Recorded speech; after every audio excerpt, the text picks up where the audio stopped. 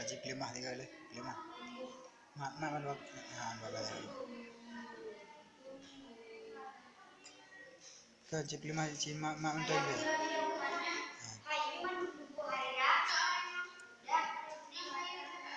Okey lanjut.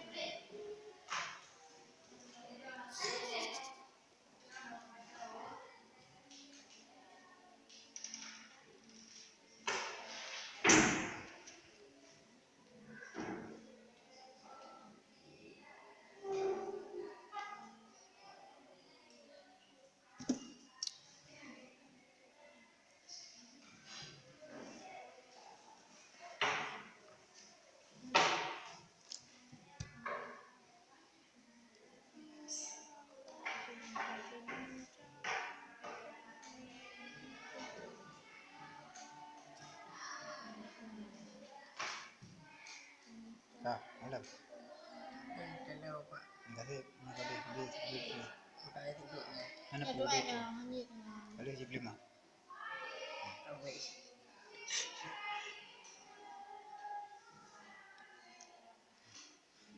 Cara ikat je. Cara buka dua biji satu. Alah.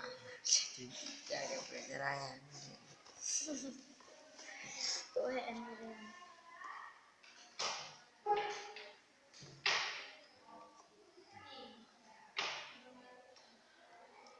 Untuk cara tiga macam tu. Tiga belajar dah anak tu masuk.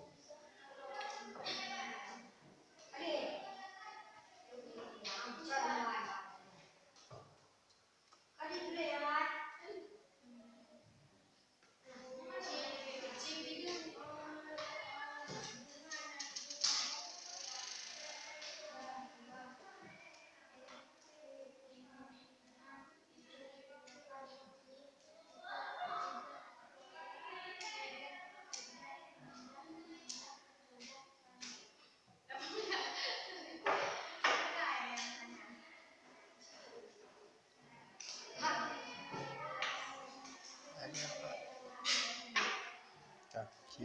Ci tarik berdua, tarik kelimah. Tak kelimah itu. Ci. Dia kencing.